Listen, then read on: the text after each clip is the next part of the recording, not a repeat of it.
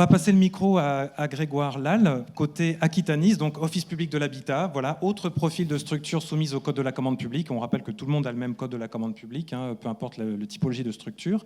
Donc Grégoire, de même, toi aussi, tu sièges à la gouvernance au sein du bureau de 3AR et tu as une politique assez forte, volontariste et avancée en matière de responsabilité sociétale. Aquitanis est évalué au regard d'ISO 26000. Et si tu pouvais nous dire un petit mot justement de ce que la politique achat permet de mettre en œuvre concrètement par rapport à cette démarche de RSE. Très bien. Bonjour à tous. J'espère que vous m'entendez. Oui. Donc, je vais vous parler effectivement de la démarche RSE d'Aquitanis et de comment on peut se servir de l'achat pour la mettre en œuvre.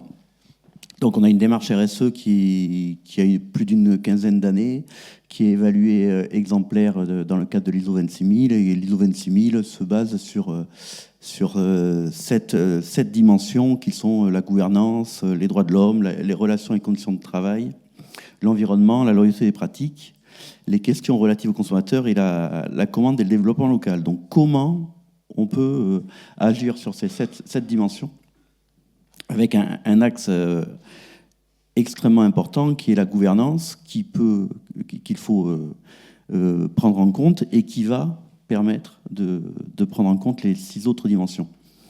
Donc, en structurant notre démarche RSE, on a intégré la dimension d'achat durable dans la gouvernance. Donc déjà, c'est l'achat durable qui est au sein de la gouvernance et qui peut diffuser sur les 6 autres dimensions. Donc ça, c'est hyper important.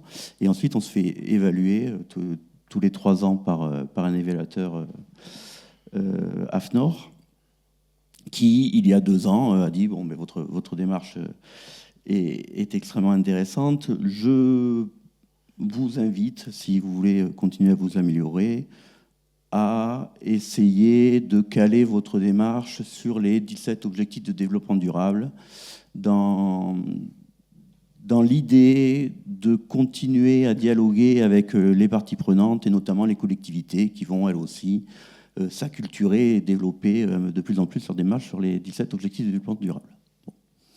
Très bien, ce n'était pas des notions qu'on avait forcément énormément développé, mais on prend acte et on se dit qu'effectivement c'est intéressant et si on veut pouvoir très prochainement continuer à dialoguer comme on le faisait avec les collectivités et autres, on va essayer de se caler sur les ODD. Partant de là, on a aussi une autre obligation réglementaire qui est le fait d'établir un schéma de promotion de l'achat socialement et écologiquement responsable, puisque on dépense plus de 50 millions d'euros par an. Et donc, l'an dernier, on a établi ce schéma de promotion des achats socialement et écologiquement responsables en co-construction avec l'ensemble des acheteurs au sein d'Aquitanis, en leur demandant, effectivement, de voir en quoi les achats pouvaient avoir un impact sur les objectifs de développement durable, d'une part, leurs achats, et deuxièmement, s'il y avait des objectifs de développement durable qui leur semblaient intéressants à essayer de mettre en œuvre sur leurs achats ou sur la politique d'achat d'Aquitanis. Donc on a établi ce schéma de promotion sur nos axes de la démarche en responsabilité sociétale et sur les objectifs de développement durable, ce qui permet d'acculturer quand même assez rapidement tous les acheteurs et par-delà, le comité de direction d'Aquitanis. Et donc, ça a une vraie vertu et un vrai impact transversal et assez important là-dessus. On a été, d'ailleurs, à ce titre, évalué, un bilan à mi-parcours de l'évaluation, tous les 18 mois donc, qui viennent. Et effectivement, ce travail-là a été salué comme étant assez intéressant de ce point de vue-là. Donc, effectivement, l'achat durable au sein de la gouvernance permet d'avoir un impact assez important de manière transversale. Et tu as pas mal d'exemples aussi, toi aussi, concrets de politiques et de stratégies d'achat sur des projets assez ambitieux, puisque voilà, je crois que Aquitanis gère plus de 20 000 logements sur son périmètre d'action. Est-ce que tu pourrais nous donner un petit exemple d'éléments qui t'a apparu innovants finalement dans l'approche ? Oui, oui, quand tu m'as posé la question, je suis allé assez vite vers une idée d'achat qu'on est en train de mener. Alors, pour aller assez vite, on a aussi, dans le cadre de l'évolution de notre démarche, ça nous a permis d'aller formuler notre raison d'être. Alors, je vais essayer de vous la dire de manière assez courte. Ça a été un long travail, un travail d'1 an pour la formuler. Mais donc maintenant, Aquitanis, c'est une raison d'être qui dit « Parce que nous, équipe d'Aquitanis, sommes convaincus qu'habiter le monde en respect de l'humain et du vivant est possible. Nous nous engageons en coopération avec celles et ceux qui vivent et font vivre les territoires à créer des réponses solidaires et responsables.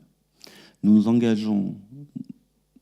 Non, ça y est, on s'est déjà engagé, je crois. Nous croyons au pouvoir d'agir collectivement et nous faisons le choix de l'essentiel. » Donc on a vraiment une finalité qui sortait de là, c'était un triptyque qui était d'essayer d'avoir un habitat frugal, le moins impactant sur l'environnement, de ramener de la nature en ville et de développer, si possible, de la compétence habitante. Ça, c'est le triptyque qui essaie de nous animer pour dire, voilà en quoi on fait un acte durable nous, quand on vient. Et donc, on essaie de le formaliser aussi dans une raison d'être, en coopération avec le territoire. Et donc, il y a 3 ou 4 ans, on a réhabilité 250 logements sur Claveau, à Bacalan, à Bordeaux, qui sont des petites maisons qui étaient extrêmement anciennes. Et dans le cadre de cette réhabilitation, avec des habitants qui étaient à l'intérieur, on a souhaité faire une partie d'auto-réhabilitation, auto-construction. Pour faire ça, on a lancé une consultation et on s'est fait accompagner des compagnons bâtisseurs qui donc ont suivi 250 habitants pour peu ou prou reprendre une partie, construire une partie de leur maison. C'était un acte extrêmement intéressant qui fait aussi preuve d'une grosse coopération sur un territoire donné, le territoire de Bacalan, qui a créé de l'emploi chez les compagnons bâtisseurs et qui leur a dit « Tiens, je vais installer mon siège social sur ce territoire, sur Bacalan. » Donc, ils ont leur siège social là-bas. En parallèle, on réfléchit à des innovations ou des solutions pour le territoire, pour les habitants ou les personnes les plus précaires, les jeunes, les personnes à la rue. Et on se demande si des petites maisons type tiny house peuvent être une solution pour le territoire. Bon, ça, c'est une idée. On ne sait pas trop comment le mettre en œuvre, on réfléchit, et puis finalement, de par la coopération qu'on a créée, on va naturellement voir les compagnons bâtisseurs qui ont leur siège social Bacalan, qui ont pour vocation à recevoir des apprentis sur une durée temporaire, pour voir si on ne peut pas implanter ces tiny house sur notre foncier autour de chez eux. Donc voilà le type d'achat qu'on va faire normalement très prochainement, achat de tiny house, qu'on espérait peut-être pouvoir faire de manière au titre d'un achat innovant, mais bon, on est de moins en moins sûr que ça puisse être le cas. Enfin voilà, donc ça amène quand même l'idée de la coopération et de la continuité de ce qu'on fait comme achat durable.